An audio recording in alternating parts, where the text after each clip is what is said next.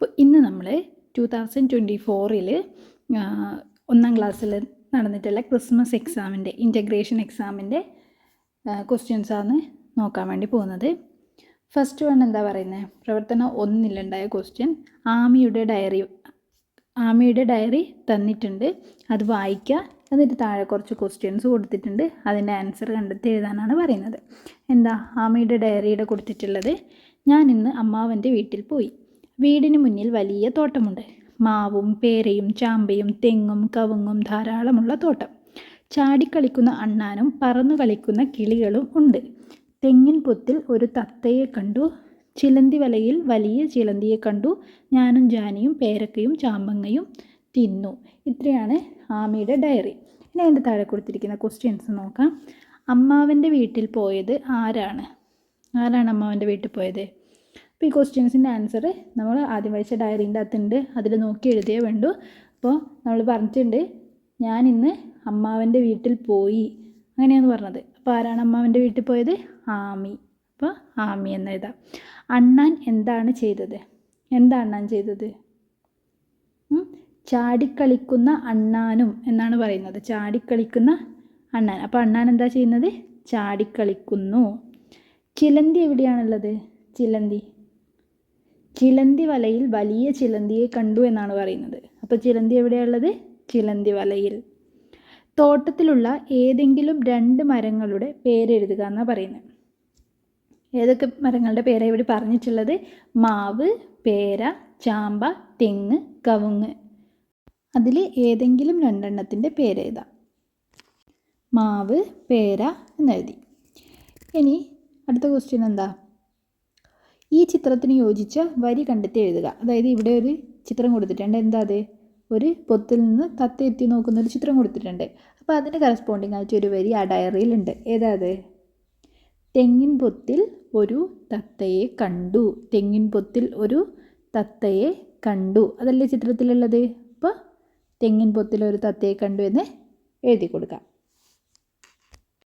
അടുത്ത ക്വസ്റ്റ്യൻ, പ്രവർത്തനം 2, അഴകുള്ള തോട്ടം നിറം നൽകൂ എന്നാണ് പറയുന്നത്. അതായത് ഇവിടെ ഒരു തോട്ടത്തിൻ്റെ ചിത്രം കൊടുത്തിട്ടുണ്ട്, വീടുണ്ട്, പക്ഷികളുണ്ട്, മരങ്ങളുണ്ട്. അപ്പോൾ അതിന് കറക്റ്റായിട്ടുള്ള കളേഴ്സ് കൊടുത്തിട്ട് തോട്ടം അഴകുള്ളതാക്കിയിട്ട് മാറ്റുക. ഓക്കെ, നിറം നൽകാനാണ്. അപ്പോൾ അടുത്ത ക്വസ്റ്റ്യൻ, പ്രവർത്തനം 3, ഇവർ ആരെല്ലാം പറയുന്നതാര്? ജീവികളുടെ പേരെഴുതുക. അതായത് ഇത് നമ്മുടെ ടെക്സ്റ്റ് ബുക്കിലുള്ള വീട്, ഓരോ ജീവികളുടെയും വീടിനെ കുറിച്ച് പറയുന്ന ഒരു ചാപ്റ്റർ ഉണ്ട്. അപ്പോൾ ആ ചാപ്റ്റർ നിന്നാണ് എടുത്തിട്ടുള്ളത്. അപ്പോൾ ആദ്യത്തേത്, മരത്തിൽ കൂടുണ്ടാക്കും, വാഴനാര്, പഞ്ഞി എന്നിവ കൊണ്ടാണ് കൂടുണ്ടാക്കുന്നത്. അതാരാ മരത്തിൽ വാഴനാരും പഞ്ഞിയും കൊണ്ട് കൂടുണ്ടാക്കുന്നത്? അണ്ണാൻ. രണ്ടാമത്തേത്, മെഴുക് കൊണ്ടുള്ള കൂട്, കൂട്ടിൽ ഒത്തിരി അറകളുണ്ട്. ആരെ കൂടാ മെഴുക് കൊണ്ടുള്ളത്? തേനീച്ച. പിന്നെ മണ്ണ് തുരന്ന് മാളമുണ്ടാക്കും, ആ മാളത്തിലാണ് ഞാൻ താമസിക്കുന്നത്. അതാരാ? അത് ആരാ? എലി. ഓക്കെ, അടുത്ത് എന്താ പറയുന്നത്? ഇവർ പറയുന്നത് എന്തായിരിക്കും എന്നാണ് ചോദിക്കുന്നത്. ഇപ്പം നമ്മൾ മുകളിൽ ഓൾറെഡി കുറച്ച് ജീവികൾ പറയുന്ന അവരുടെ വീടിനെക്കുറിച്ച് കൂടിനെക്കുറിച്ച് പറയുന്ന കാര്യങ്ങൾ കണ്ടു. അപ്പോൾ അതുപോലെ ഇവിടെ കൊടുത്തിട്ടുള്ളത് 2 ആൾക്കാരെയാണ്, ഉറുമ്പിനെയും കാക്കേനെയും. അപ്പോൾ ഇവർ 2 ഇവരെ കൂടിനെക്കുറിച്ച് എന്തായിരിക്കും പറഞ്ഞിട്ടുണ്ടാവുക എന്നാണ് എഴുതേണ്ടത്. അപ്പോൾ ഉറുമ്പ് എന്താ പറഞ്ഞിട്ടുണ്ടാവുക? ഉറുമ്പ് എങ്ങനെ കൂടുണ്ടാക്കുന്നത്? ഉറുമ്പ് മണ്ണിലാണ് കൂടുണ്ടാക്കുന്നത് അല്ലേ? അപ്പോൾ ഉറുമ്പ് എന്താ പറഞ്ഞിട്ടുണ്ടാവുക? ഞാൻ മണ്ണിലാണ് കൂടുണ്ടാക്കുന്നത്, എൻ്റെ കൂട്ടിൽ നിറയെ ഉറുമ്പുകളുണ്ട് അല്ലേ? അതുപോലെ കാക്ക എന്താ പറഞ്ഞിട്ടുണ്ടാവുക? കാക്ക മരത്തിലാണ് കൂടുണ്ടാക്കുക. എങ്ങനെ കൂടുണ്ടാക്കുക? ചുള്ളിക്കമ്പും നാരുകളും വെച്ചിട്ടാണ് കാക്ക കൂടുണ്ടാക്കുക. അപ്പോൾ കാക്ക എന്താ പറഞ്ഞിട്ടുണ്ടാവുക? ഞാൻ മരത്തിലാണ് കൂടുണ്ടാക്കുന്നത്, നാരും ചുള്ളിക്കമ്പ് എന്നിവ വെച്ചിട്ടാണ് ഞാൻ കൂടുണ്ടാക്കുന്നത്. ഓക്കെ, അപ്പോൾ ആ ചാപ്റ്ററിൽ ഇങ്ങനെയുള്ള കൂടും അതേത് ജീവിയുടേതാണ് എന്നുള്ള കാര്യങ്ങളും കൃത്യമായിട്ട് പഠിച്ചു വയ്ക്കുക. അടുത്ത പ്രവർത്തനം എന്താ? അടുത്തത് വരുന്നത് മാത്സ് ആണ്. Rose, apple and Goa.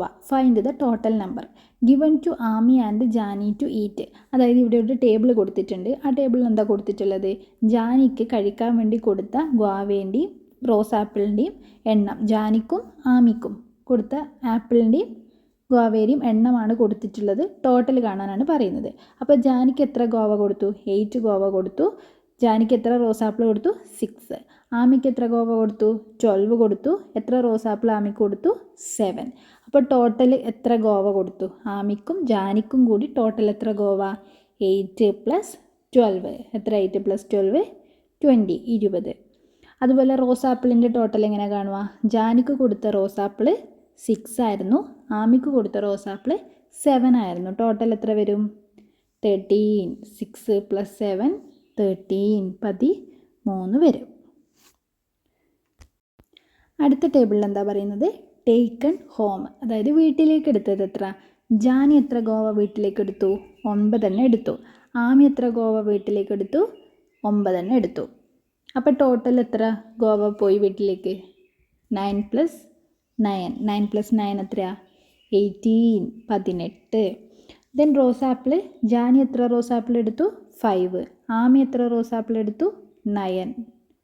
Then total rose apple 9 + 5 14, 14. അടുത്ത് എന്താ പറയുന്നത്? Jani 8 only 3 guavas out of the given 8. 8 എണ്ണം ജാനിക്ക് കൊടുത്തതിൽ നിന്ന് 3 എണ്ണം മാത്രമേ ജാനി കഴിച്ചിട്ടുള്ളൂ. How many guavas left? ബാക്കി എത്ര ഗോവ ഉണ്ട് എന്നാണ് ചോദിക്കുന്നത്. അതായത് ഇവിടെ ഒരു ടേബിൾ കൊടുത്തിട്ടുണ്ട്. ഗിവൺ ടു ഈറ്റ്, ജാനിക്ക് കഴിക്കാൻ കൊടുത്ത ആപ്പിൾ എത്രയായിരുന്നു? ഗോവ എത്രയായിരുന്നു? 8 ആയിരുന്നു. ഗോവാസ് ഈറ്റൺ, അതായത് കഴിച്ച ഗോവ എത്രയായിരുന്നു? 3 ആയിരുന്നു. ദെൻ ഗോവാസ് ലെഫ്റ്റ്, അതായത് ബാക്കി വരുന്ന ഗോവ 8 എണ്ണം കൊടുത്തു, 3 എണ്ണം കഴിച്ചു. ബാക്കി 8 - 3 = 5. അടുത്ത പ്രവർത്തനം എന്താ? പ്രവർത്തനം 5, തിളങ്ങുന്ന പൂക്കൾ. ചിത്രത്തിൽ എന്തൊക്കെ കാണുന്നു? എഴുതൂ, നിറം നൽകൂ എന്നാണ് പറയുന്നത്. അതായത് ഇവിടെ എന്ത് ചിത്രമാണ് കൊടുത്തിരിക്കുന്നത്? ഒരു ആകാശത്തിൻ്റെ ചിത്രമാണ് കൊടുത്തിരിക്കുന്നത്.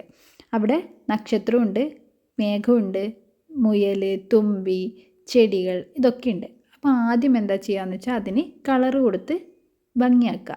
ദെൻ ഈ താഴെ കണ്ട സ്പേസിൽ എഴുതാമെന്ന് എഴുതിയിട്ടുള്ള സ്പേസിൽ അതിനെക്കുറിച്ചിട്ട് എഴുതുകയാണ് വേണ്ടത്. അതായത് അവിടെ നിങ്ങൾ എന്തൊക്കെ കാണുന്നു എന്നുള്ളത് എഴുതുകയാണ് വേണ്ടത്. എന്തൊക്കെ കാണുന്നു? മേഘങ്ങൾ ചിരിക്കുന്നു, നക്ഷത്രങ്ങൾ ചിരിക്കുന്നു, തുമ്പി ഊഞ്ഞാലാടുന്നു, മുയൽ ഊഞ്ഞാലാടുന്നു, ചന്ദ്രൻ തോണി തുഴയുന്നു, പിന്നെ ചെടികളിൽ നക്ഷത്രങ്ങൾ വിരിഞ്ഞു നിൽക്കുന്നു, മരങ്ങളിൽ നക്ഷത്രങ്ങൾ വിരിഞ്ഞു നിൽക്കുന്നു. അപ്പോൾ ഇത്രയാണ് നമുക്ക് ആ ചിത്രത്തിൽ നിന്ന് കിട്ടുന്നത്. അപ്പോൾ ആകാശം എന്ന് ഹെഡിങ് എഴുതുക, എന്നിട്ട് നമ്മൾ ഈ പറഞ്ഞ കാര്യങ്ങളൊക്കെ എഴുതി വെക്കുക.